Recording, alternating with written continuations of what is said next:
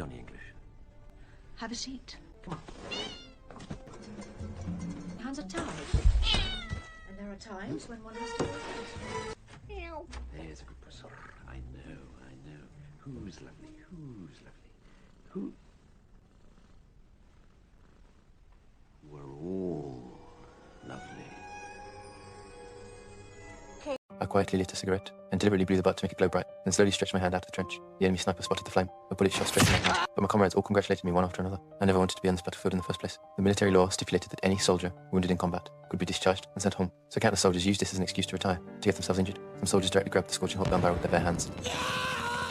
Another veteran was much smarter. He sharpened the bullet to a point, pressed it into the bolt of his rifle, then bit down hard on his leather belt and aimed the muzzle at his own palm.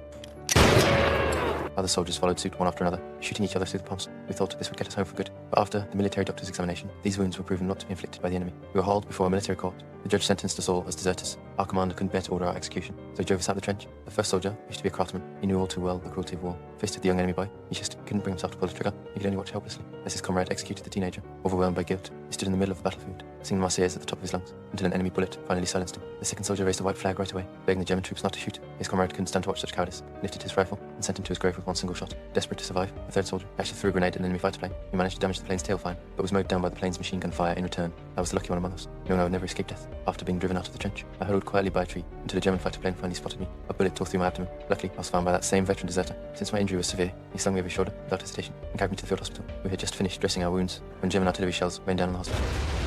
The explosion sent a nurse flying, her body slamming into the fixed pulley. The hydrogen airship slowly began to ascend. Suddenly, a shell crashed down and got stuck on the roof. Watching them drift toward each other, certain to collide, the veteran rushed into the storage room in a panic and buried himself under a pile of rubber blankets. But there was no escape for the others outside. The doors were locked tight. At that very moment, the airship collided with the stuck shell, jolting the firing pin inside it. In the next second, the hydrogen ignited. A massive fireball engulfed and destroyed the entire hospital. Yet the veteran somehow survived by miracle. I suffered a severe head injury in the blast, losing all my memories. In the end, I made my way back to my hometown and reunited with my fiancée.